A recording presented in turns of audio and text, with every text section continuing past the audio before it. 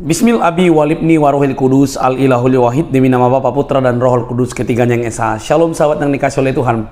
Berjumpa kembali dengan saya di channel ini. Terima kasih buat teman-teman yang selalu setia mendukung perkembangan channel ini dengan cara subscribe, like, komen, dan share. Kita dicerdaskan, nama Tuhan dipermuliakan, dan kita buka fakta-fakta yang berkaitan keagamaan yang selama ini disalahpahami oleh para polemikus dan oknum-oknum yang lebih suka bahas Alkitab. Sobat yang dikasih oleh Tuhan, mungkin ya banyak orang akan kepanasan dengan diskusi ini. Baru kali ini kita temukan ada orang yang berani berdiskusi tanpa menghujat teman-teman, yang ditampilkan oleh para pemuda dan juga para mungkin ya orang-orang cerdas dari Muslim yang membahas Quran, yang membahas nabinya, bahkan hanya membahas Quran dan nabinya, tidak membahas Alkitab di dalamnya teman-teman. Maka kenapa saya katakan demikian? Karena ini sangat bagus. Nyata-nyatanya dia dapat menerima argumentasi daripada apologetik Kristen yang mempertanyakan banyak hal tentang Quran dan hadis-hadis yang mereka pelajari teman-teman. Mungkin kalau orang lain bisa jadi sudah hina, maki yang keluar ya, karena apa yang dipertanyakan. Tapi ini enggak teman-teman. Nah gimana? Diskusinya jangan skip supaya lengkap teman-teman dengarkan diskusinya ini di videonya.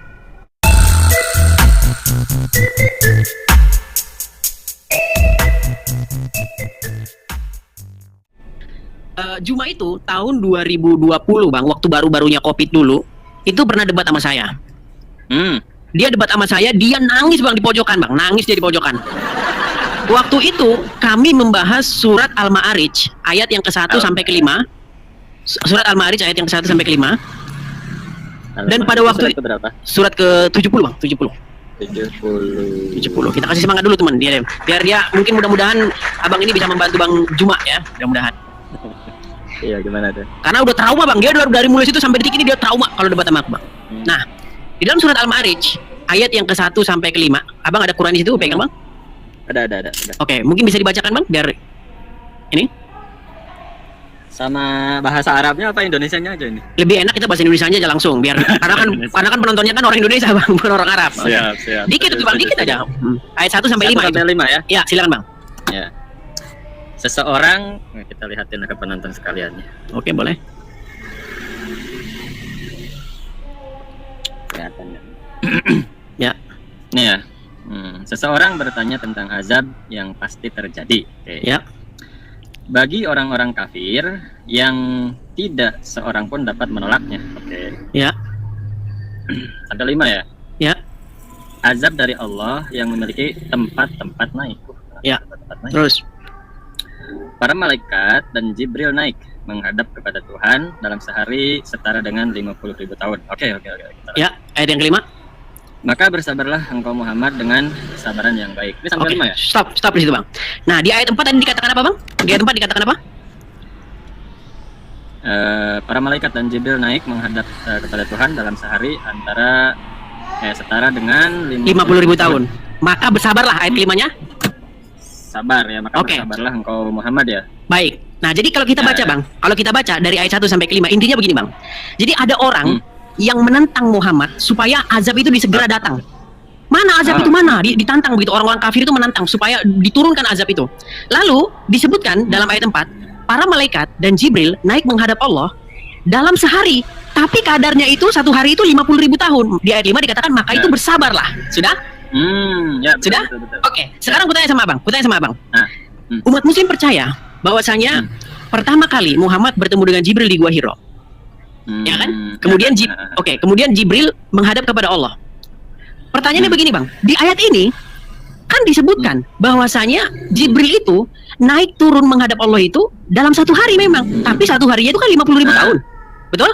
Ya, setara dengan 50.000 tahun. Ya, setara dengan 50.000 tahun, makanya disuruh bersabar, ya kan?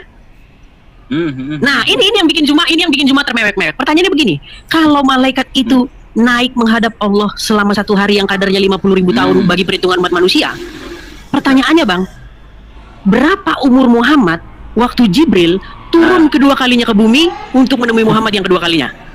Silakan bang. Dijawab bang, Juma aja mewek jawab ini bang. Silakan bang. Silakan kameranya dibalikan lagi bang. Gua mewek dulu kalau gitu. Kalau kita mau ikutan mewek nih. Silakan bang. Silakan bang. Gimana penjelasannya bang? Bentar ya. Gimana ya? Masuknya dari mana dulu ya? Duh, bingung juga ini abang nampaknya nih bang. Silakan. Ya. Bentar bang. Jangan dipaksakan bang.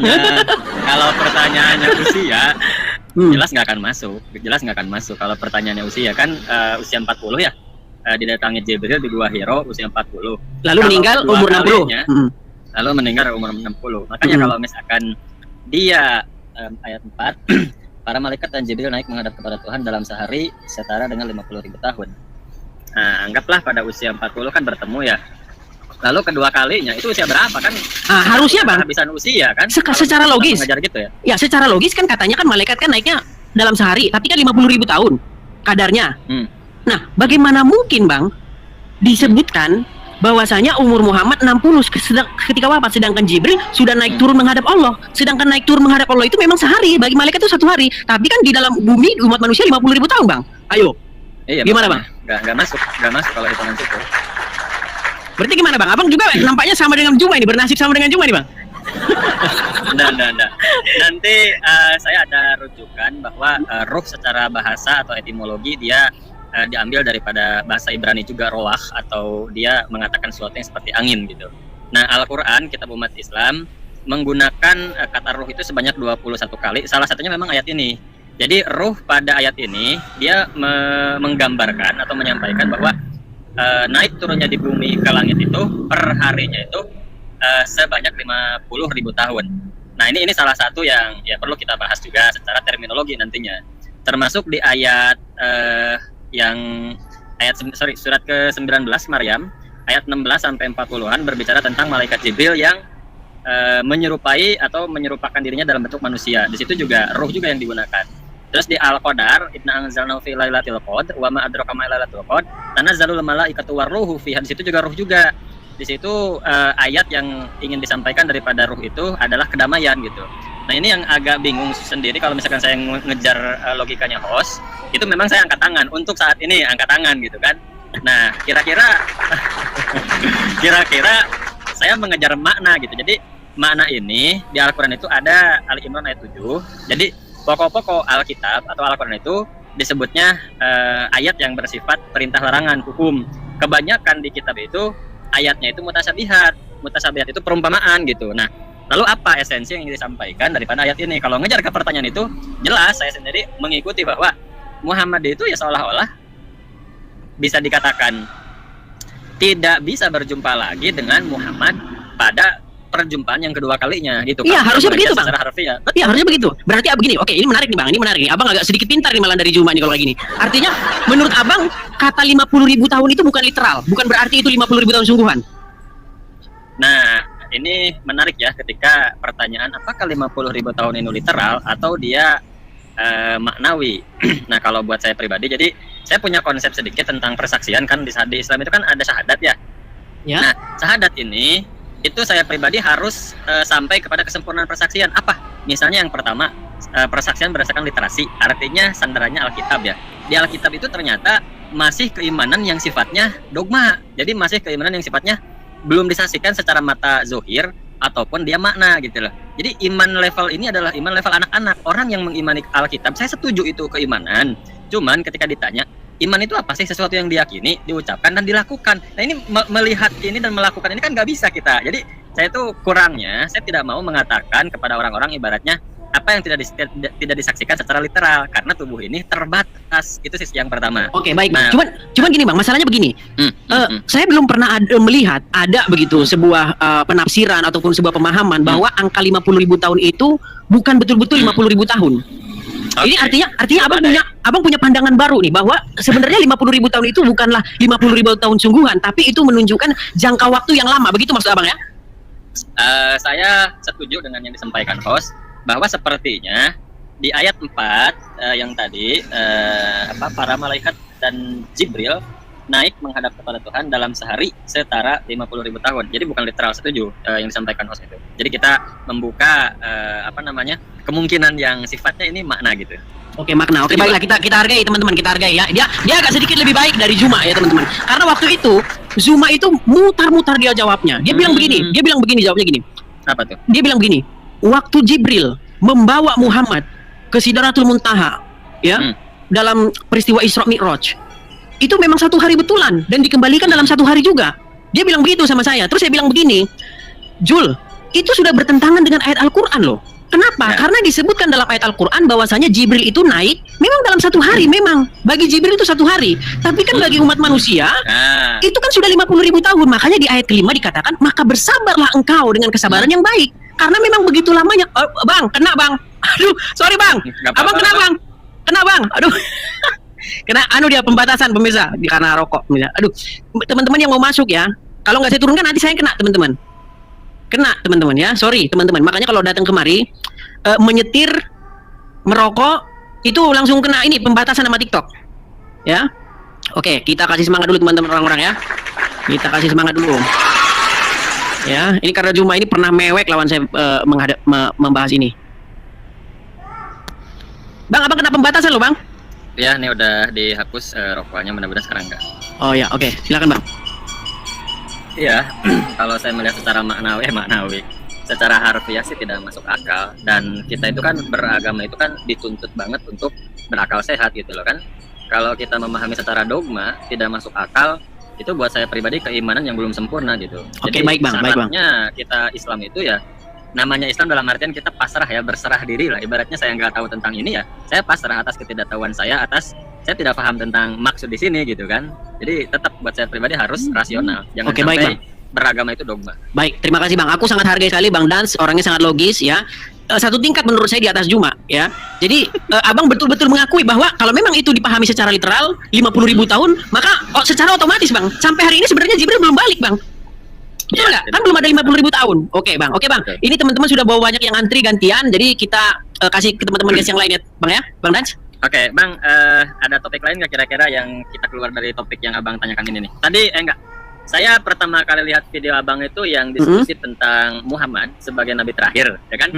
Terus di Islam itu ada ajaran juga atau ayat atau dalil yang menyampaikan bahwa Nabi Isa akan turun, tuh kan? Iya, Ingat iya. yang itu tuh. Oh iya, itu udah ada ditonton sekarang 350.000 manusia yang udah nonton itu bang.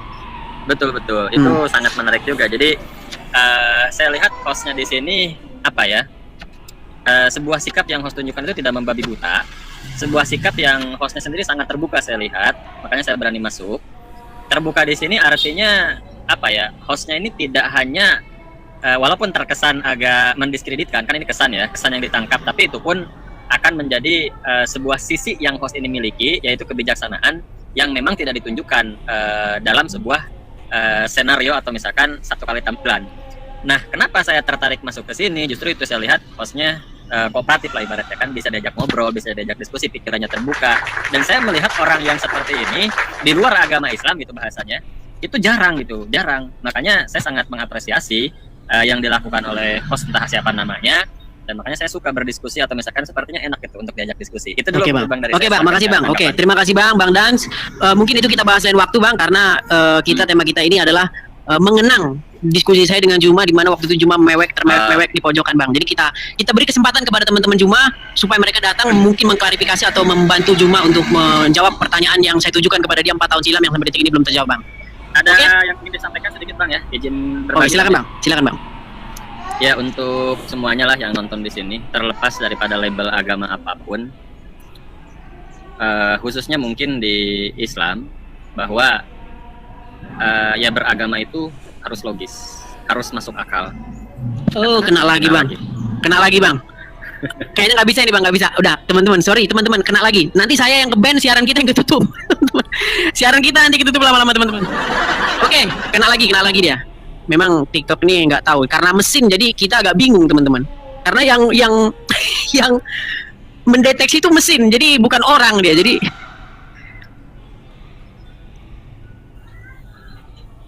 halo Ida.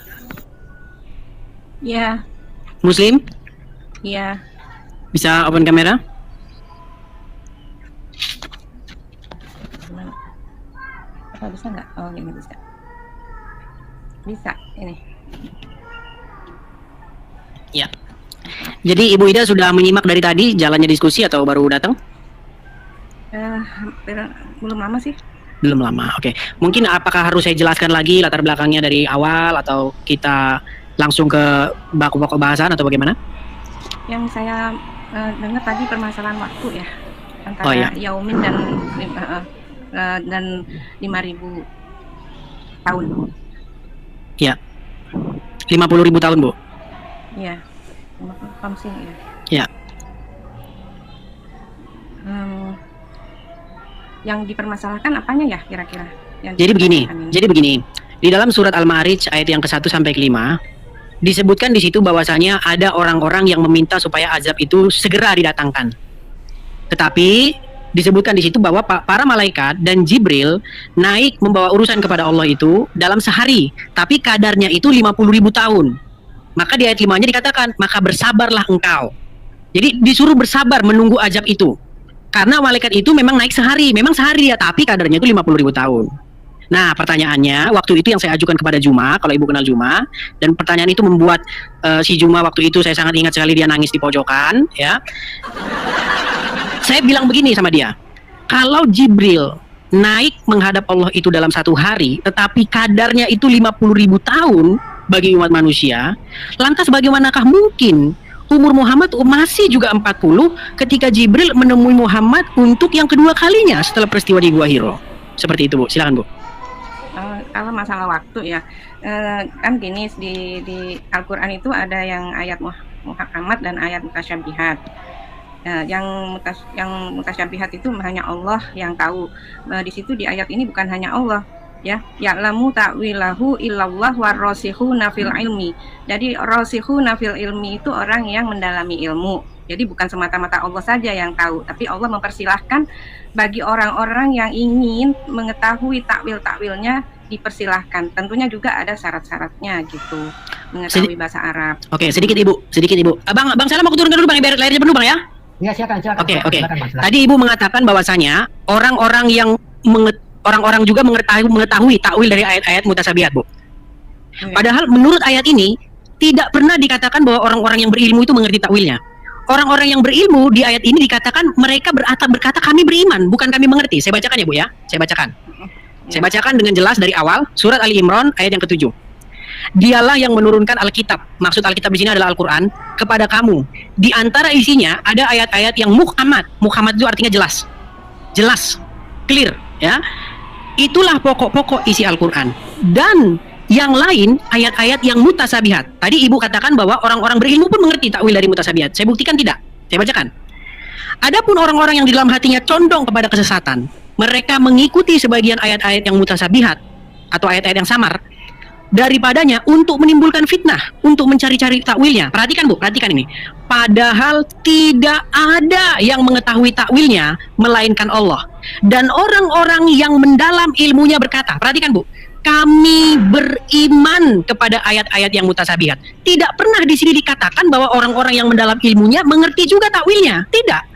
Yang dikatakan di sini adalah orang-orang yang berilmu mengatakan kami percaya kepada ayat-ayat yang mutasabihat, bukan kami mengerti takwilnya. Karena jelas di sini dikatakan hanya Allah yang mengerti takwilnya. Makanya saya bilang tadi, lalu kenapa umat muslim menghabiskan waktu untuk mentakwil ayat-ayat yang mutasabihat yang jelas-jelas hanya Allah yang mengerti takwilnya, lalu membuang-buang waktu untuk menjelaskan ayat-ayat yang muhkamat yang sudah jelas? Mungkin iman itu tidak sebatas percaya aja ya, tapi kan dibarengin dengan proses keilmuan. Jadi di situ, jadi Al-Quran memang ada yang bahkan ya yang muhkamat aja itu masih bisa ditafsirkan, apalagi yang mutasyabihat. Tapi itu juga ada batasnya. Jadi ada aturan-aturannya. Misalkan di sini ada spesifikasi, misalkan dalam dicondongkan dengan sejarah, dicondongkan dengan ibadah, dicondongkan dengan mungkin kalau bisa jadi itu dengan bahasa ya. Jadi masing-masing manusia memang terbatas, tapi spesifikasi itu akan menunjukkan bahwa penafsiran Al-Quran itu bisa dipercaya, sebab penafsirannya itu bisa dibantu oleh Al-Hadis dan ilmu-ilmu yang lainnya gitu. Baik. Jadi memang takwilnya hanya Allah yang tahu. Kita dikasih batasan untuk berpikir. La'allakum ta'qilun. Jadi sebatasan berpikir dan mencocokkan keilmuan itu dalam kebenarannya gitu. Jadi kita memang nyari yang benar istilahnya gitu dengan berdasarkan ilmu-ilmu yang spesifikasi. Kita manusia, kita bukan malaikat dan bukan Tuhan, jadi yang mengetahui segala-gala. Jadi kita hanya dikasih batasan, ya, dikasih batasan dengan ilmu-ilmu tertentu, begitu. Ya, berarti Ibu sudah berarti Ibu sudah menarik ucapan Ibu bahwasanya orang-orang yang berilmu pun mengerti takwil dari ayat-ayat yang mutasabihat. Itu memang takwil itu dibatasi nama Allah. Kalau mereka itu dengan keimanan dan kepercayaan bisa diterima. Tapi kalau dia hanya menimbulkan fitnah, itu yang ditolak. Bukan Bu, di sini dikatakan begini Bu ya. Ibu kalau bisa buka juga ayat Qur'annya di situ Bu ya. Ali Imran ayat ke-7. Bunyinya begini loh Bu, jelas-jelas dikatakan begini. Padahal tidak ada satu orang pun yang mengetahui takwil dari ayat-ayat yang mutasabihat melainkan Allah. Dan orang-orang yang mendalam ilmunya berkata, kami beriman kepada ayat-ayat yang mutasabihat. Tadi Ibu bilang, orang-orang yang berilmu paham, mengerti takwil dari ayat-ayat yang mutasabihat. Padahal tidak Bu, mereka hanya beriman, bukan dikatakan berilmu. Ilmu itu bagian dari iman. Jadi kita tidak bisa dikatakan percaya begitu saja tanpa dibarengi dengan batasan ilmunya, gitu. Oke, itu kan pendapat Ibu. Artinya di sini berarti fungsi dari dikatakannya bahwa hanya Allah yang mengerti takwilnya apa? Jadi memang misalkan kayak jangankan yang alif lam mim, memang manusia dibatasin itu. Ya, tapi apakah ada seseorang yang mengetahui takwilnya dari alif lam mim? Tapi boleh gitu ya. Sebagian ulama boleh menafsirkan alif lam mim itu gitu. Tapi nggak ada yang tahu memang. Nah, kalau tidak ada yang tahu, kenapa Bu harus ditakwilkan? Padahal jelas-jelas di sini orang-orang yang condong kepada kesesatan, mereka mengikuti sebagian ayat-ayat yang mutasabihat daripadanya untuk menimbulkan fitnah, untuk mencari-cari takwil. Malah justru dikatakan untuk Bu, di sini dikatakan loh Bu, untuk mencari-cari takwil. Makanya begini Bu. Banyak menurut ulama ini arti alif lam mim ini, menurut si ini arti alif lam mim ini, menurut si A itu arti alif lam mim itu. Artinya beda-beda semua. Makanya tidak salah dikatakan bahwa umat muslim akan terpecah menjadi 73 golongan, yang satu golongan yang hanya diselamatkan. Karena apa? Karena loh, ya makanya itu Bu, artinya begini. Jelas-jelas dibilang di sini, hanya Allah yang mengerti takwilnya. Tetapi kenapa banyak orang membuang-buang waktu untuk mencari-cari takwil? Udah dibilang hanya Allah yang mengerti takwilnya. Dan kenapa juga menjelaskan ayat-ayat yang mukamat? Coba Bu, mukamat itu artinya apa? Yang sudah jelas gitu. Sudah jelas. Yang sudah jelas. Kalau ya. sudah jelas dibikin Allah sudah jelas. Kenapa harus capek-capek dijelaskan lagi sama manusia? Lah kan kita ini manusia ini kan berbagai bahasa ya, karena memang Al-Quran bahasa Arab. Bagaimana untuk menjelaskan dengan bahasa yang lain, bahkan dengan bahasa Arab sendiri nggak jauh-jauh lah. Kita juga punya ya pantun-pantun misalkan bahasa Melayu atau bahasa Indonesia yang kita paham, tapi di situ itu ada makna tersendiri gitu ya, yang harus memang ahlinya yang bisa membahas itu, apalagi Al-Quran. Jadi kita juga dikasih kesempatan sama Allah, yaitu rasikhuna fil ilmi. Jadi orang-orang itu dikasih juga la'allakum taqilun, la'allakum tazakkarun ya ulil albab. Jadi kita dikasih akal supaya kita juga bisa memahami dan mengimani ayat-ayat itu. Itu pun ada batasannya, harus yang berilmu gitu ya. Mungkin di Al-Quran ada tentang sejarah. Jadi orang-orang yang ahli sejarah, dari bahasa juga ahli-ahli bahasa. Jadi tidak semata-mata terus muhkamat itu semua orang paham, nggak gitu. Tetap mencari orang yang punya ini menarik ini. Oke, kita melebar ya. Oke, nggak apa-apa. Kita karena bahas Al-Ma'arij nanti juga sama jawabannya gini. Tadi Ibu mengatakan bahwasanya harus orang-orang yang ahli sejarah dan lain sebagainya. Saya katakan begini, saya harus terus terang mengatakan begini. Saya melihat atau mencium satu indikasi adanya sebuah peniruan yang dilakukan oleh para ulama kepada agama Kristen. Saya kasih contoh Bu. Saya sudah baca Al-Quran selama 13 tahun. Saya tidak pernah ketemu Bu di dalam Al-Quran ini bahwasanya istri dari Adam itu adalah Hawa. Saya nggak pernah ketemu itu Bu. Saya mau tanya sama Ibu, dapat dari mana umat Islam bahwa istri Adam itu Hawa? Gini ya, kalau saya memang tidak mendalami sejarah, tapi kita itu ada iman namanya. Sebentar Bu, sebentar gini. Gini Bu, tadi kan Ibu bilang orang yang ahli sejarah. Nah, kemudian saya bantah, saya bilang begini, bukan ahli sejarah Bu, tapi meniru Kristen. Saya kasih tahu sama Ibu informasinya gini. Satu-satunya kitab yang bilang bahwa pasangan dari Adam itu adalah Hawa, itu hanyalah kitab Bible. Ibu cari kitab apa di seluruh dunia, nggak ada itu selain dari Bible. Nah, umat Muslim juga bilang bahwa istri dari Adam itu namanya Hawa. Saya mau tanya sama Ibu, apakah itu jiplak dari Bible atau dari Al-Quran sendiri? Begini ya, Islam itu bukan hanya Al-Quran ya. Islam itu kita mengimani beberapa nabi. Yang paling wajib adalah 25 nabi. Dari mulai Nabi Adam sampai Nabi Muhammad. Bahkan Isa Al-Masih juga, kita harus iman itu. Nah, tentunya di sini ada beban tanggung jawab para ahli ilmu dan ahli agama bagaimana membenarkan Al-Quran ini ya dikaitkan dengan kita cari referensi. Mungkin di dalam kitabnya orang Kristen. Dari ya, kitabnya orang bisa Kristen. jadi, ya bisa jadi. Karena Nabi yang tidak apa-apa ini.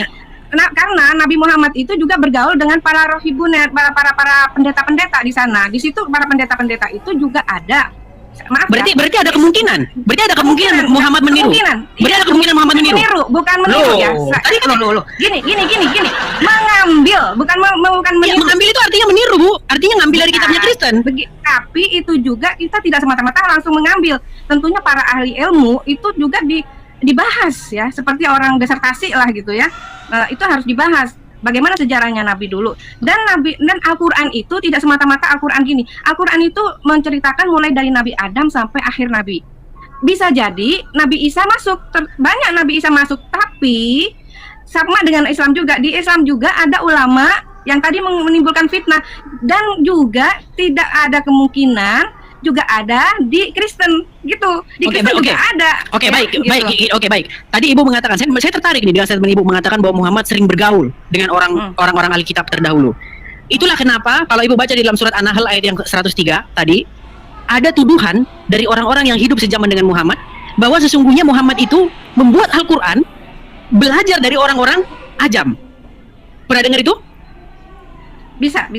Ya, saya bacakan suratnya ya. Di dalam surat An-Nahl 103, saya bacakan dulu ya biar enggak ini biar karena orang-orang juga enggak familiar dengan ayat ini ya. An-Nahl 103. An-Nahl 103.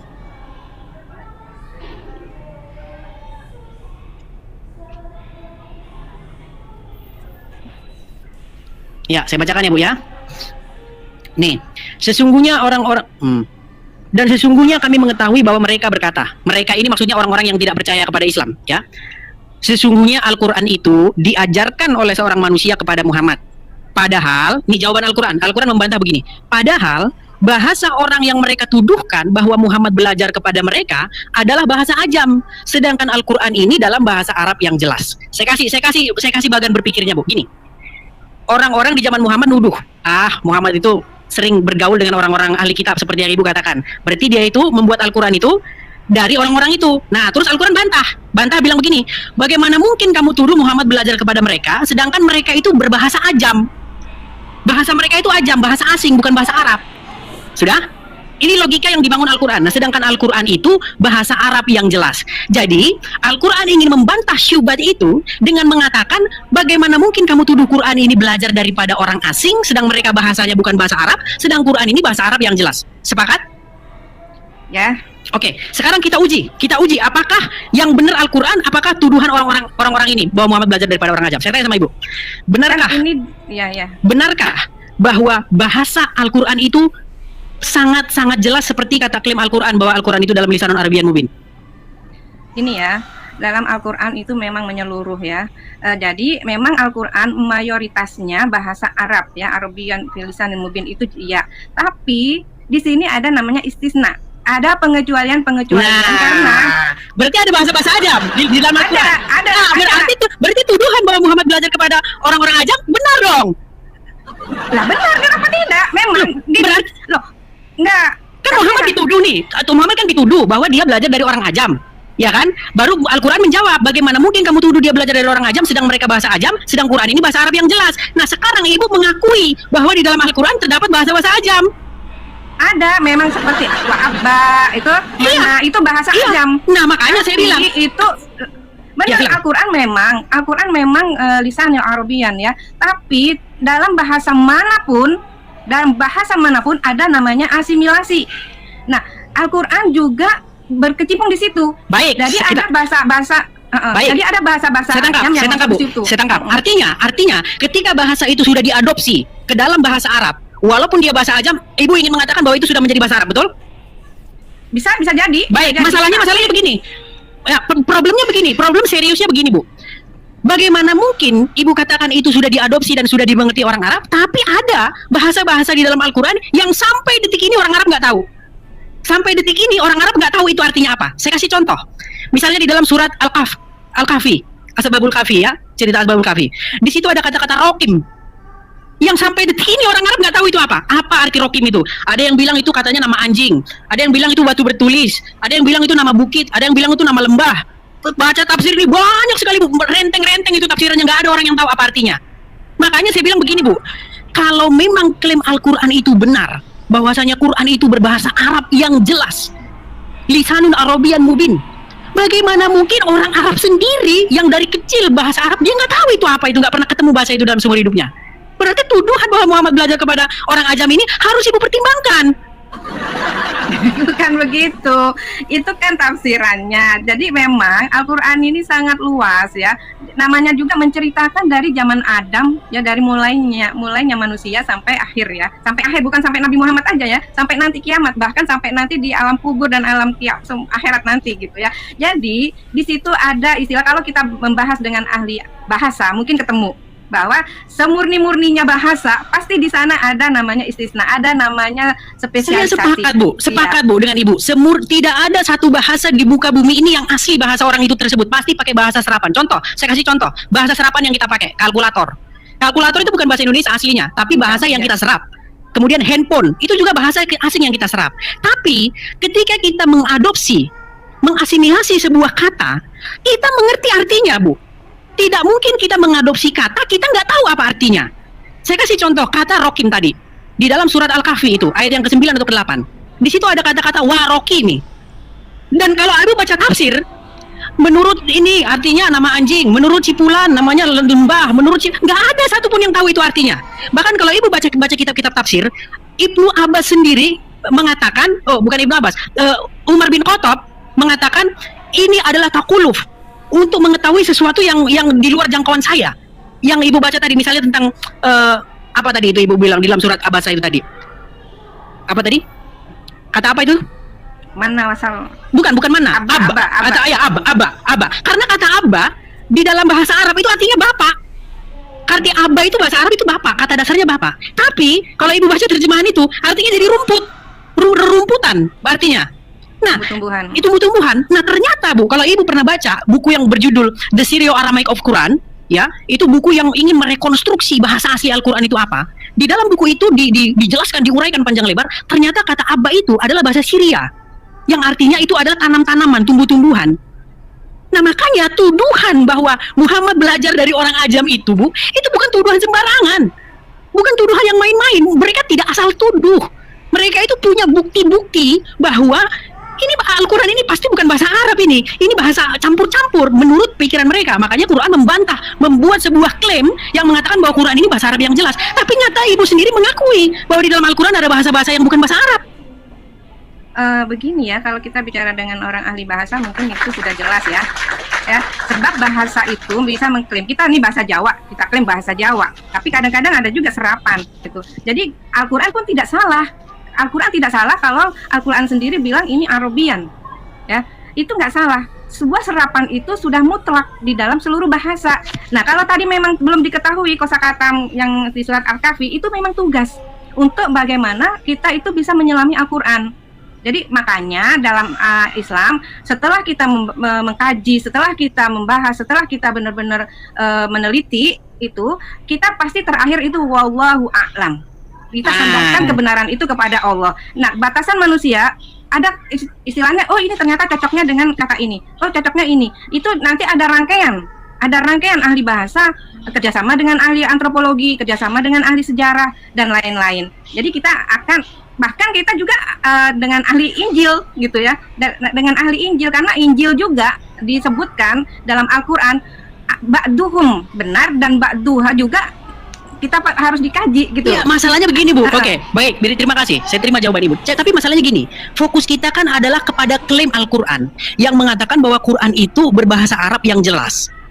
Iya, tapi bisa jadi. Tapi gini, boleh, tadi itu boleh. Ya, masalahnya gini Bu. Masalahnya kenapa kalau Quran itu betul-betul bahasa Arab, tapi tidak ada satu orang Arab pun yang mengerti itu maknanya. Pak Ibu tadi bilang dengan mengatakan begini, itu tugas kita untuk memahaminya. Ujung-ujungnya nanti jawabannya wallahu alam.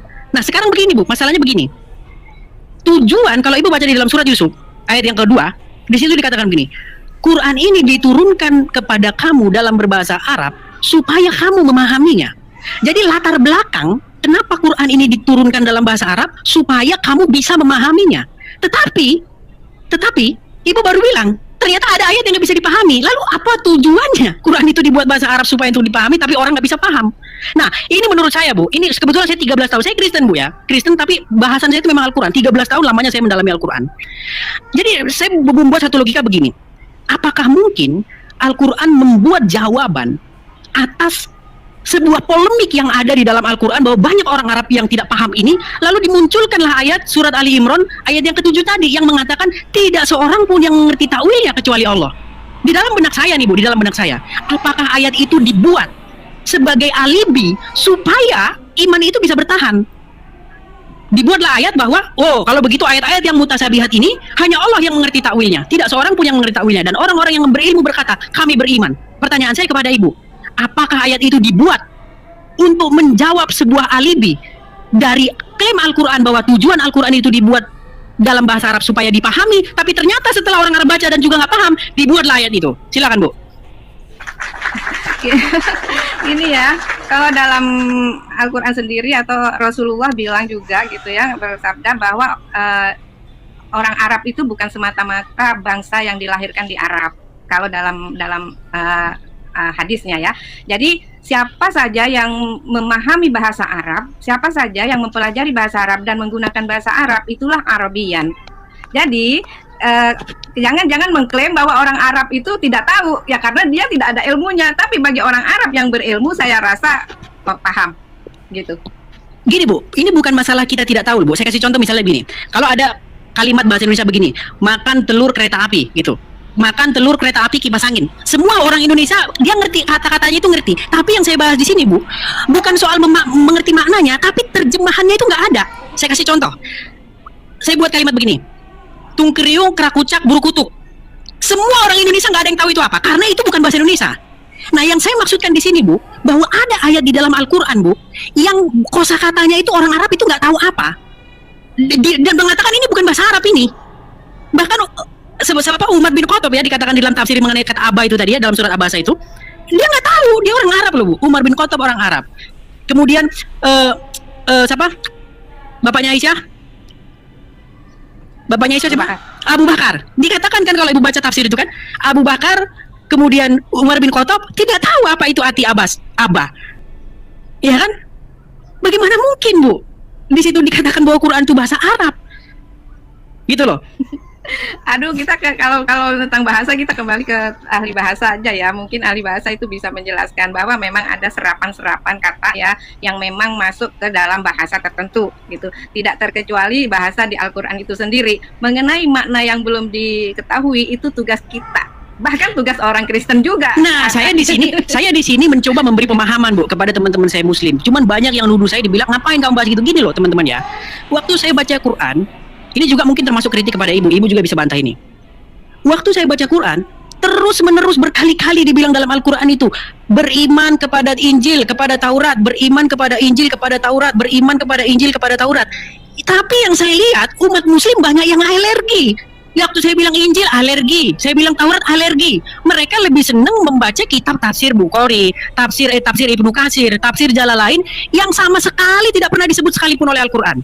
Al-Quran mengatakan, jika kamu ragu-ragu tentang apa yang diwahyukan kepada kamu, tanyakanlah orang yang membaca kitab sebelum kamu, bukan sesudah.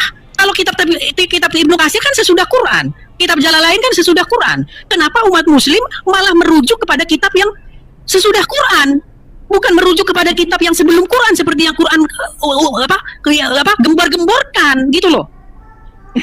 Gini, boleh kita bicara? Iya, silakan Bu, silakan Bu. Gini ya, dalam Islam diajarkan toleransi, ya, lakum dinukum waliyadin, itu saya pegang betul.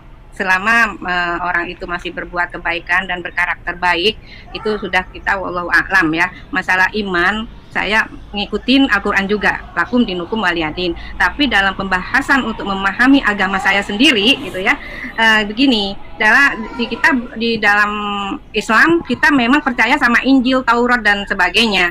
Tapi Injil yang mana, Taurat yang mana, gitu kan? Karena otentik dalam kitab-kitab yang lain itu kita belum temukan, gitu.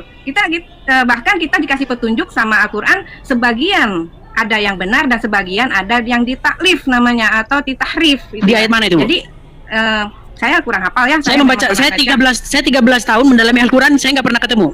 Jadi gini Bu, Ada Pak, ada nanti saya cari. Ya, jadi gini. Karena ini bahasan saya lama, jadi saya lihat tuh ada bahasan Pak Edi sini, jadi saya masuk, baru kali ini saya juga masuk. Oke. Ya. Ya, jadi gini Bu, pertama-tama ada sebuah stigma yang sudah terbangun, terutama dalam masyarakat kita Indonesia, bahwasanya Injil yang ada sekarang ini atau Taurat yang ada sekarang ini itu sudah tidak asli lagi. Masalahnya begini Bu, kalau kita membaca sejarah, Muhammad kan hidup pada antara abad ke-6. Sementara Bible yang ada sekarang ini, Injil yang ada sekarang ini, itu tidak pernah berubah sejak abad ke-6 itu. Atau taruhlah abad ke-4. Setelah abad ke-4 kemarin itu nggak berubah. Jadi kalau memang yang dimaksudkan Al-Quran itu di abad ke-6 suruh beriman kepada Taurat dan kepada Injil, itu kan kejadian abad ke-6 dan itu sudah berubah. Lalu di mana Bu Injil dan Taurat yang asli setelah abad ke-6 itu? Jadi seolah-olah saya melihat seperti ayat ini hanya dijadikan hiasan oleh ibu dan teman-teman.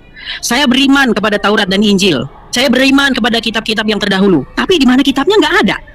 Kan ini jadi semacam hiasan bagi saya kesannya Bu. Oh, saya tidak sih. Kalau saya sendiri, bahkan saya ini orang Islam, saya masih menghargai Injil karena di Injil itu masih ada kebenaran gitu. Cuman memang tugas kita sebagai ahli ilmu mungkin ya yang mau membahas perlu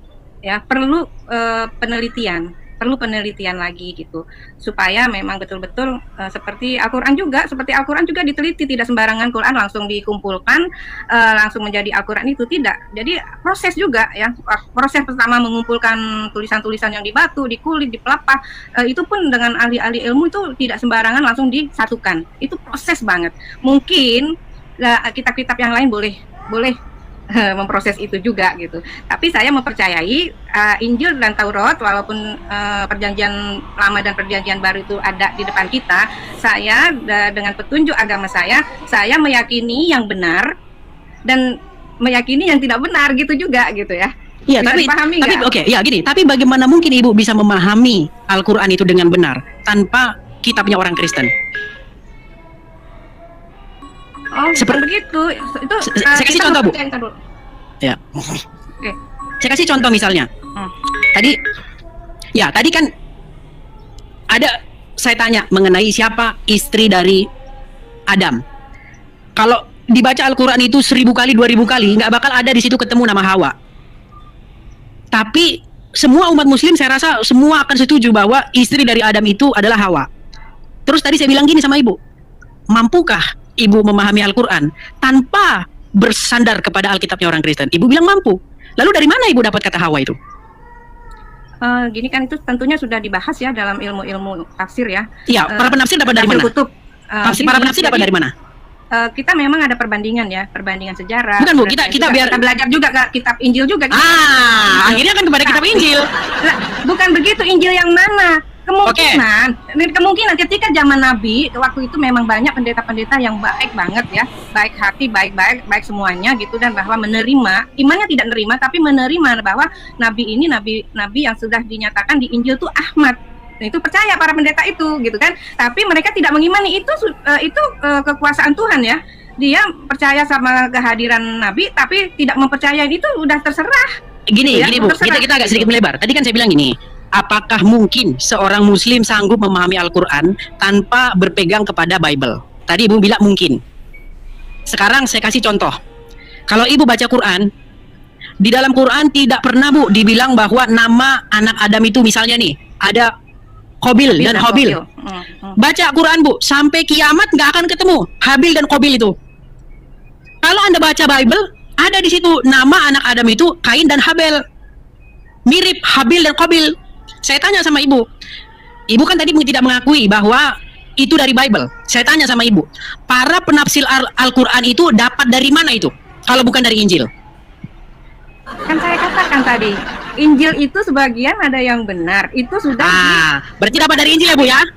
tapi itu pun dibandingkan dengan kesejarahan ya. Iya, artinya Habil dan Qabil itu dapatnya dari Injil, betul? Memang kita percaya sama Injil. Oke, mantap. Tapi Injil yang mana gitu? Loh, Injil yang kita pegang itu Bu. Itu Injil yang kita pegang sekarang loh. Ya, yang Anda pegang itu saya bisa percaya sebagian dan saya juga tidak percaya sebagian. Itu yang kita diajarkan. Berarti ayat Al-Qur'an yang mengatakan bahwa suruh beriman kepada, bunyinya bukan suruh beriman tapi suruh beriman sebagian. Karena bunyinya begini loh, Bu. Enggak, kasirannya maksudnya yang sudah dibahas di sini. Oke, gini. Tadi kan Ibu bilang Ba'duhum yuharifuna. Jadi sebagian memang sudah dipola. Oke, baik. Begini. Bunyi ayat Al-Qur'an itu bunyinya bagaimana? Beriman kepada kitab Injil dan Taurat atau beriman kepada sebagian kitab Injil dan Taurat? Yang mana yang benar, Bu? Iman kepada Injil dan Taurat total. Tapi total. Injil sekarang enggak. Yang Injil sekarang itu yang termasuk yang total enggak gitu. Oh, pertanyaannya kalau begitu oke, baik. Pertanyaannya begini, Bu. Di mana kitab Injil yang total? Di mana sekarang keberadaannya? Ini tugas kita bersama. Kalau memang tidak diketemukan, kita udah 1400 tahun, Bu. Udah 1400 tahun, udah habis waktu. Iya, tapi otentiknya itu belum ada satu. Maksudnya otentiknya itu kita belum bisa dalam sejarah, maksudnya secara knowledge itu belum bisa dipertanggungjawabkan gitu. Nah, kita maaf, kalian boleh mengimanin Injil seperti saya juga iman, tapi maaf ya kalian boleh-boleh saja mengimani Injil yang sekarang itu bebas, terserah.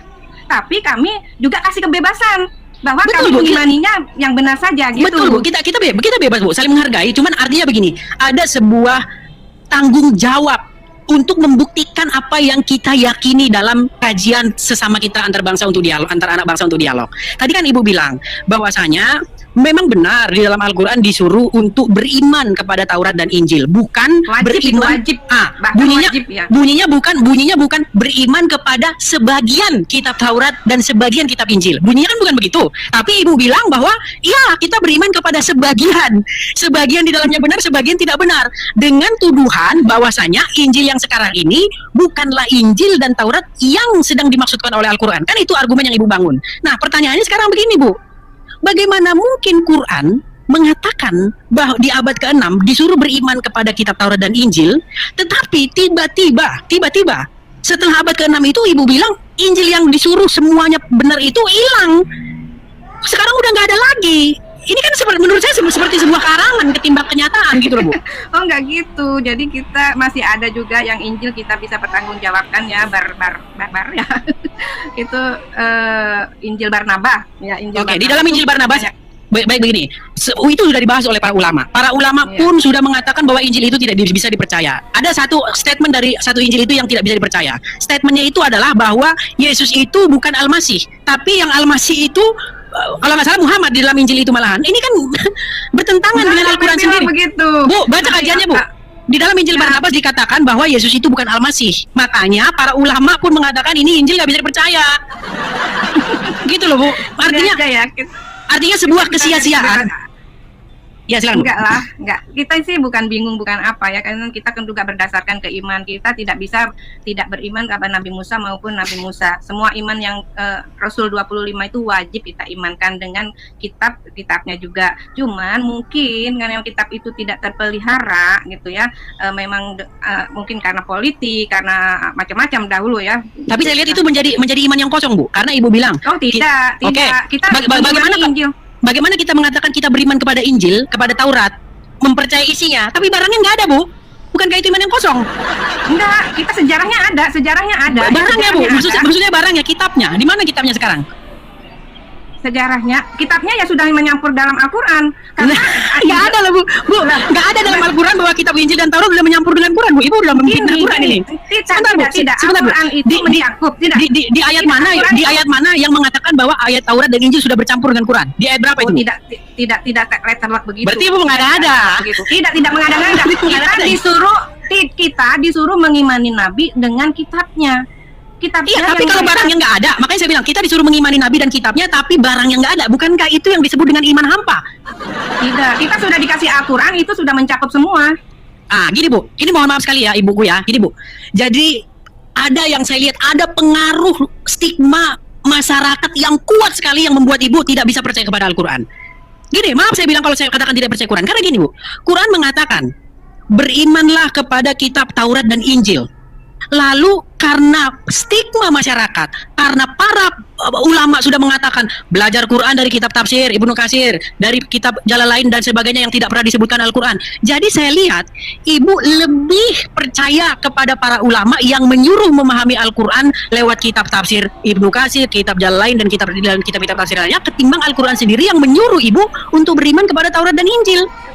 Gitu loh. Enggak begitu. Saya lihat seperti itu. Enggak begitu.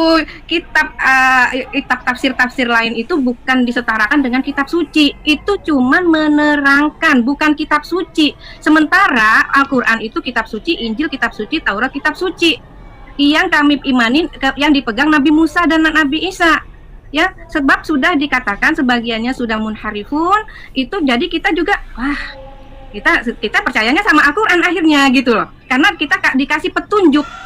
Tapi Allah sangat bijaksana, Allah membebaskan lakum dinukum waliyadin, terserah gitu ya. Kita nggak tahu, Tuhan bisa jadi Tuhan nanti sayang juga sama nonis ya, karena mungkin kebaikannya, karakternya kita nggak tahu. Itu kebijakan mutlak dari Tuhan, cuman kita dikasih petunjuk. Nah, petunjuk itulah yang kita pegang. Tapi nggak pernah loh Bu, tapi nggak pernah loh dikatakan bahwasanya bahwa kitab tafsir Ibnu Katsir, kitab tafsir Jalalain, kitab tafsir ini, kitab tafsir itu sebagai rujukan atau petunjuk disebutkan oleh Al-Quran. Nggak pernah disebutkan Bu. Yang menjadi kitab petunjuk, yang menjadi kitab petunjuk dan kitab penjelasan itu udah disebutkan dalam Al-Quran Bu. Al-Quran, Taurat, Injil, Jabur. Tapi kenapa yang saya lihat umat muslim kok malah yang jadi kitab petunjuk malah kitab Sahih Bukhari, kitab tafsir ini, kitab tafsir itu, yang nggak pernah sama sekali disebutkan Quran. Itu bukan kitab suci, itu hanya tafsir. Betul Bu, tapi kan dijadikan rujukan oleh umat muslim. Kemarin ada banyak santri dari Lombok, mereka bikin video, mereka bakar kitab-kitab tafsir. Kenapa anak-anak itu melakukan semacam itu? Enggak, memang ada kejadian, bisa cek aja di YouTube bahwa anak-anak pesantren membakar kitab tafsir. Ibu cek aja. Makanya kan sekarang kan udah zaman internet Bu. Banyak orang itu yang punya ekspresi tapi takut. Mereka takut, mereka punya pandangan yang berbeda tapi takut dipersekusi, takut dibilang penistaan. Mereka melakukan ekspresi dengan membakar kitab-kitab tafsir itu dengan bilang begini. Saya nggak salahkan kitab tafsir ini, kata dia dalam video itu. Masih bisa dicek, mungkin videonya masih ada. Cek aja di YouTube. Dia bilang begini. Saya nggak salahkan kitab ini. Yang saya sayangkan semua orang Islam sudah dibikin nggak bisa keluar dari kitab ini penafsirannya dengan Al-Quran. Jadi mereka merasa terkangkang atau mereka merasa terkungkung oleh yang namanya Ibnu Katsir, Jalalain dan lain sebagainya, sehingga mereka tidak boleh punya pandangan lain selain dari pandangan mereka. Bukankah ini semacam suatu pembatasan berpikir Bu? Padahal Al-Quran sudah mengatakan bahwa Quran itu kitab jelas. Tidak begitu. Yang benar bukan begitu. Tafsir itu, makanya para ulama itu, para ahli kitab yang bukan kitab suci ya, itu pasti di akhirnya itu wallahu a'lam. Jadi kita juga bisa menolak, bisa mengkritisi dengan ilmu, bukan hanya tafsir ya, kitab tafsir. Bahkan umat Islam itu mempercayai, ya bukan mengimani ya, percaya ya kepada buku-buku lama ya, buku-buku referensi yang bukan tafsir itu juga dipakai, apalagi tafsir bisa jadi ada salahnya. Kitab yang buku-buku referensi yang lain juga bisa jadi ada salahnya. Nah, tugas kita bagaimana untuk otentik keilmuan ini bisa kita dapatin. Iya, kalau kita merujuk kepada Al-Quran Bu, artinya begini, bahwa untuk memahami Al-Quran itu disebutkan dalam satu ayat, jika kamu ragu-ragu tentang apa yang kami wahyukan kepadamu, maka tanyakanlah orang yang membaca kitab sebelum kamu. Disuruh nanya kepada orang-orang yang membaca kitab sebelum kamu, tapi kenyataannya di lapangan Bu, orang Islam nanya apa? Apa pernah orang Islam nanya kepada orang yang membaca kitab sebelum kamu? Malah nanyanya kepada kitab yang orang membaca kitab sesudah Quran. Bukankah ini kebalik-balik Bu? Saya bilang enggak begini.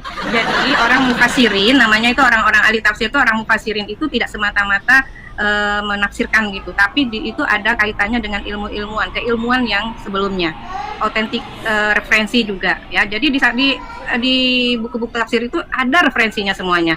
Bisa jadi salah, bisa jadi gitu ya. Cuman ya tugas kita ini yang mana kita cari yang benar. Kalau memang ini sudah benar, bisa diotentikan dengan keilmuan yang lain, ya sudah. Wallahu alam gitu. Wallahu alam maksudnya ya benar gitu. Cuman Ya. ya Oh, gitu ya. berarti maksud Ibu apakah para penafsir itu sendiri sudah menanya kepada orang-orang yang membaca kitab sebelumnya? Dalam Islam itu guru itu memang ada silsilah. Bahkan hadis sendiri kalau yang melompat antara silsilah ya urut-urutan pertemuan guru itu tidak dimasukkan dalam hadis sahih. Bisa namanya hadis ifrad, hadis dhaif, dipilah gitu ya. Tapi dalam Islam hadis sendiri ya, jangankan Al-Qur'an, hadis sendiri itu tidak sembarangan langsung dipaparkan kepada umat, tapi melalui proses keilmuan yang tajam gitu. Jadi Oke, tidak tapi gini, sembarangan. tapi bukankah itu hanya sekedar subjektif? Misalnya nih, si A bilang, oh hadis ini nggak sahih, tapi si B bilang sahih. Saya lihat tidak ada sebuah standar yang jelas untuk menentukan hadis itu sahih. Saya lihat hanya standar yang subjektif. Saya kasih contoh misalnya, Bu. enggak. Ini hadis yang sangat terkenal dan ini banyak membuat umat muslim yang kelas generasi Z itu geger ya, Bu ya. Bahwasanya dinarasikan dalam hadis itu bahwa Muhammad menikahi Aisyah ketika Aisyah itu berumur 6 tahun atau 7 tahun dan hidup berumah tangga dengan Muhammad pada waktu Aisyah berumur 9 tahun. Saya mau tanya Ibu pribadi. Menurut Ibu itu hadis sahih atau tidak? Saya tidak mengatakan itu hadis sahih atau tidak karena Saya nggak punya, berarti Ibu nggak punya jawaban jelas ini. Enggak, bukan gitu. Gimana? Tapi kalau memang di dalam kitab itu sudah ada yang menyatakan itu hadis itu sahih, ya kita lihat, kita teliti gitu. Kalau saya tidak bisa langsung bilang, oh ya itu sahih gitu, enggak. Saya harus bisa apa yang saya Berarti Ibu diawang-awang. Enggak diawang-awang. Terus Kita itu terima sahih atau tidak? Kita terima itu, tapi kita harus ngecek gitu. Kita harus ngecek ya. Iya, itu Tapi sudah kalau ditaruh loh di tidak- dalam, itu sudah ada dalam kitab Sahih Bukhari loh, Bu. Ya nggak apa-apa. Sahih Bukhari juga bisa bisa dilawan gitu istilahnya ya kalau memang Berarti itu Ibu ada. ingin membuat gerakan untuk melawan Sahih Bukhari. Ya kalau di sana kita temukan yang tidak benar. Berarti Tapi menurut kalau Ibu memang berarti menurut Ibu itu nggak benar. itulah makanya bukan kita percaya Sahih Bukhari itu sudah diteliti sedemikian mungkin ya. Begitu juga ilmu kedokteran ya. Ilmu kedokteran dari turun temurun oke, itu udah benar. Tapi sewaktu-waktu kalau kita ketemu dengan hal yang tidak bagus ya, apa malpraktek atau gimana, itu tergantung manusianya. Baik, Begitu oke. juga hadis. Berarti kesohihan hadis itu hanya ditentukan karena itu tidak baik, walaupun itu sekalipun fakta. Gini ya, kita Enggak, bisa saya melihat subjektif ya. saya melihat Ibu membantah kesohihan hadis itu hanya karena itu tidak baik. Sekalipun itu fakta, kalau tidak baik, maka menurut Ibu tidak sohih. Bukan itunya, beritanya bisa kita terima. Tapi alur kesohihannya juga kita harus teliti. Kalau memang sudah di mutafakun alaih, itu namanya sudah dibahas sama para ulama, kita percaya dulu. Kalau memang kita niat untuk membenarkan, harus kita teliti dan tidak bisa saya sendiri gitu. Bukan, yang saya tangkap begini. Saya melihat ada hati nurani Ibu yang mengatakan bahwa pernikahan atau menikahi anak di bawah umur itu menurut Ibu tidak baik. Saya melihat aura itu di dalam diri Ibu. Sehingga Ibu ketika saya tanya, apakah hadis itu benar? Muhammad menikahi Aisyah itu umur 6 tahun atau 7 tahun dan hidup berumah tangga umur 9 tahun, Ibu tidak bisa memberi jawaban tegas. Ibu diawang-awang saya lihat. Nah, pertanyaan, oke, kalau gitu itu sahih atau tidak, Bu? Aduh, saya kan sudah bilang ini sudah dinyatakan para ulama mutafakun alaih. Kita terima dulu. Kalau kita punya niat, oh ini kebenarannya sampai di mana? Boleh kita teliti lagi. Berarti apakah para ulama itu sedang mengatakan bahwa Bukhari yang membuat kitab itu bohong, meriwayatkan kabar bohong? Enggak lah. Terus mutafakun alaih itu sudah terpercaya, bukan bohong. Iya, terus bagi Ibu sendiri itu benar gitu ya? Kalau saya niat, oh ini ada misalkan salah satu hadis ya, oh ini kayaknya dalam keilmuan atau dalam sejarah agak melenceng misalkan nih.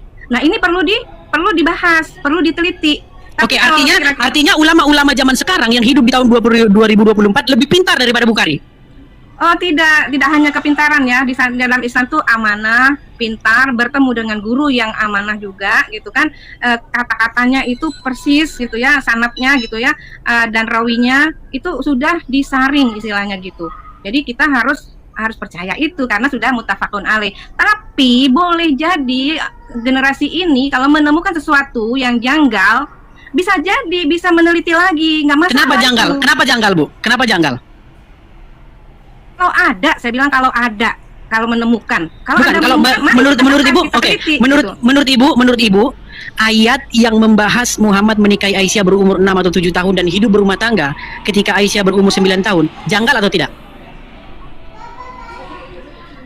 Gini ya, untuk kemaslahatan mungkin bisa jadi ketenangan orang tua apa, jadi Aisyah diserahkan kepada Nabi Muhammad bisa jadi. Jangan kan di Arab ya, di Madura begitu, baru brojol aja sudah dijodoh-jodohin, bisa jadi gitu ya, bisa jadi. Tidak masalah. Tapi Asal kepastiannya gimana, tidak Ibu? ada Saya nggak ngerti kekerasan. Asal tidak ada kekerasan, kalau saya begitu. Kalau di situ ada rahmah, ada kebaikan, nggak masalah. Yang kita dalam Islam itu nggak boleh yang mufsadat istilahnya ya, nggak boleh merugikan, tidak boleh yang kekerasan lah istilahnya itu, begitu. Silakan saja kalau sudah cocok, nggak masalah gitu. Bagi negara Indonesia misalkan dikasih batas umur 17 atau 21, itu sah-sah saja dikasih peraturan itu. Kenapa? Untuk menjaga kemaslahatan. Tapi kalau di sana ada juga orang yang menikah di bawah umur tapi tidak membawa kemudorotan, nggak masalah bagi saya gitu. Asal tidak ada kekerasan. Dalam Islam itu tidak boleh kekerasan. Oke, baik Bu. Jadi ini karena berhubung diskusinya sudah panjang lebar, mungkin apakah Ibu ingin menyediakan kepada teman-teman muslim yang lain atau mau dilanjutkan? Silakan saja. Kalau mau ditutup juga silakan. Bebas. Ini ada 1.500 orang yang menonton.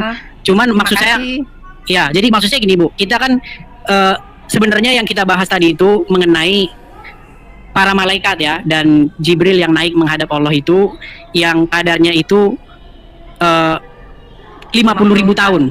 Ya. Jadi jawaban Ibu bagaimana itu tadi Bu? Bisa jadi ya, karena memang Allah juga menciptakan langit itu 60 tahun malah gitu ya. Itu hitung-hitungan akhirat, karena kita belum tahu akhirat ya, dinisbatkan satu harinya itu sekian tahun gitu ya, sekian tahun lamanya.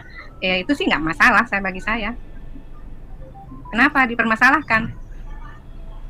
Jadi apa yang salah di situ? bukan gini. Jadi kan di situ kan dikatakan karena malaikat Jibril naik menghadap Allah itu satu hari, yang kadarnya itu 50.000 tahun. Bagaimana mungkin ketika Jibril datang lagi untuk kedua kalinya, umur Muhammad itu masih juga 40?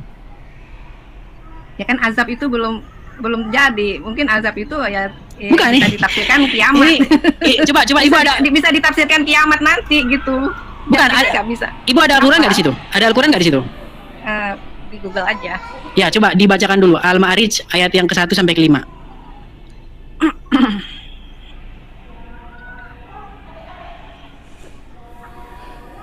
Bentar ya. Mohon maaf, kayak saya sebisa itu. Ya, senang juga sih ketemu dengan Bang Edis. Ma'arij ya. Ya.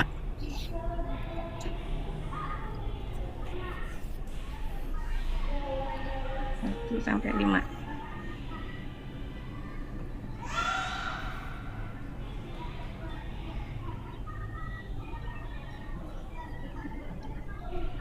Ya, silakan baca. Ya, di situ dikatakan para malaikat Jibril naik menghadap Allah dalam satu hari yang kadarnya 50.000 tahun. Maka bersabarlah engkau dengan kesabaran yang baik.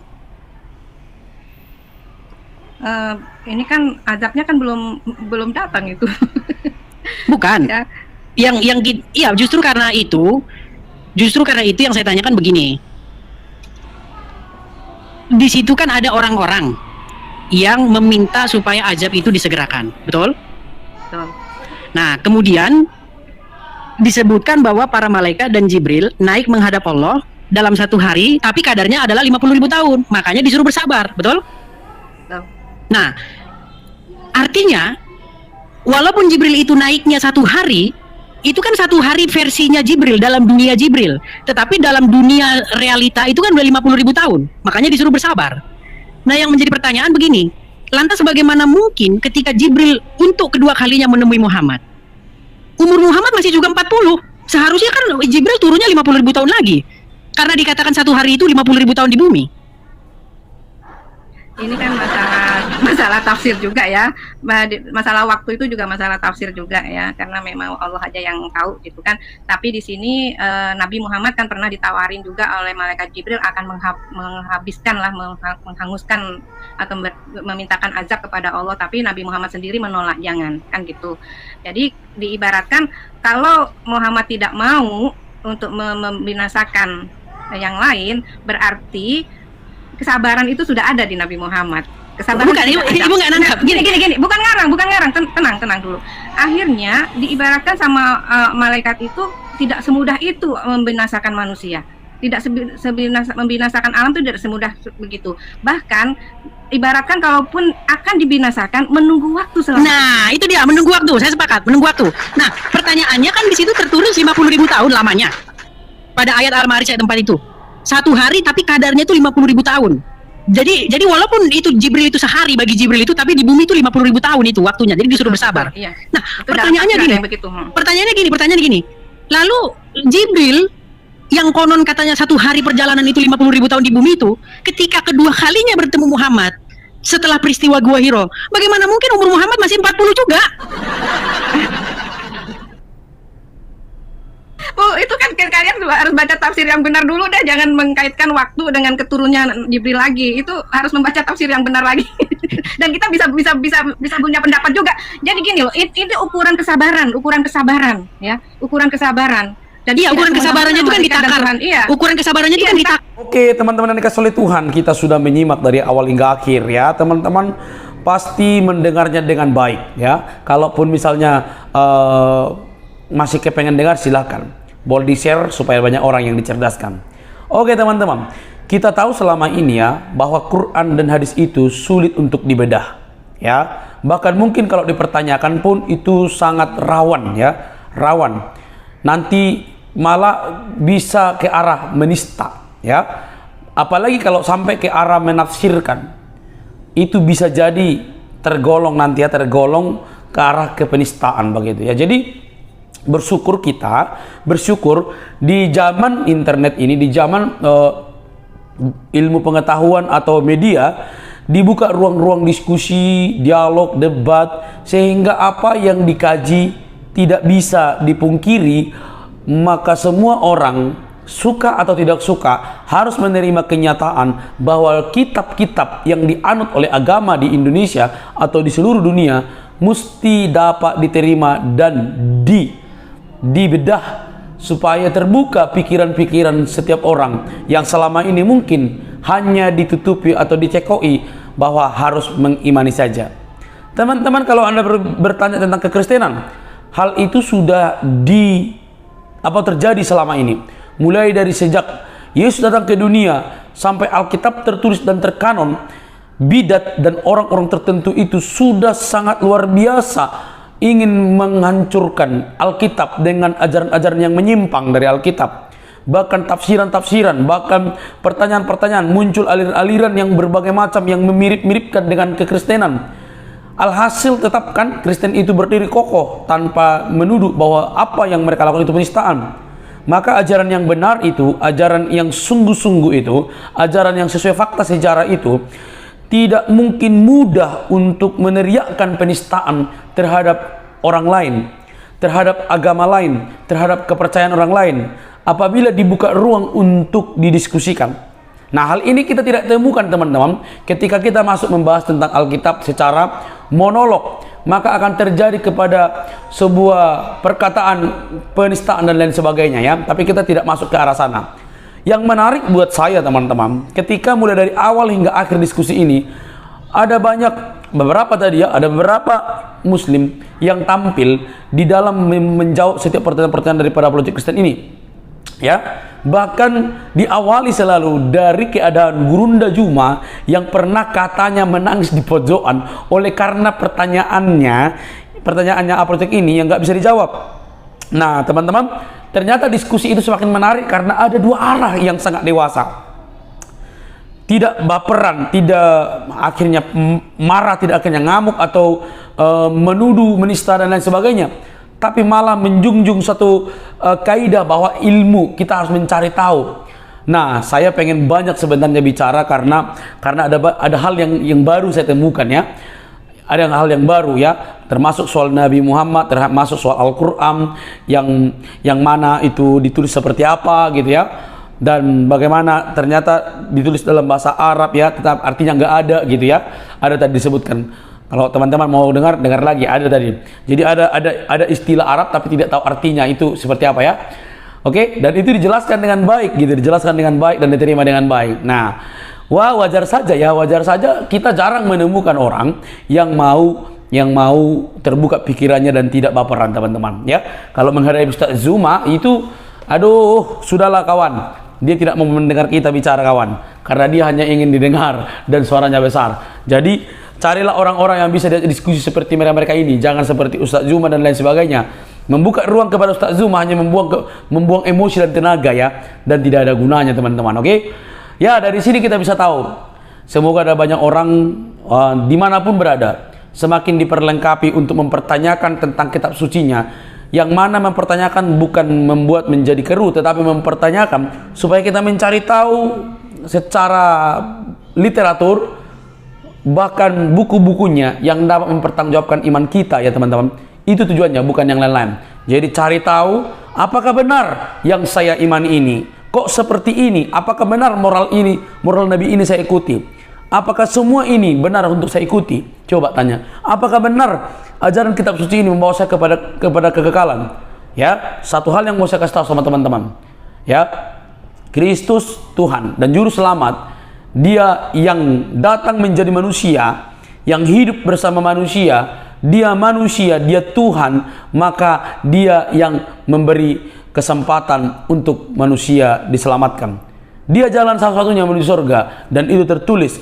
Ketika dia hidup, dia menyatakan, aku jalan kebenaran dan hidup. Tidak usah kamu ragu. Tetapi setelah dia terangkat ke surga, maka para murid dan saksi mata menuliskan kitab suci, yaitu Injil. Ya, Injil. Dan itu saksi mata menuliskan apa yang terjadi dengan Injil itu. Injil maksudnya adalah Yesus Kristus.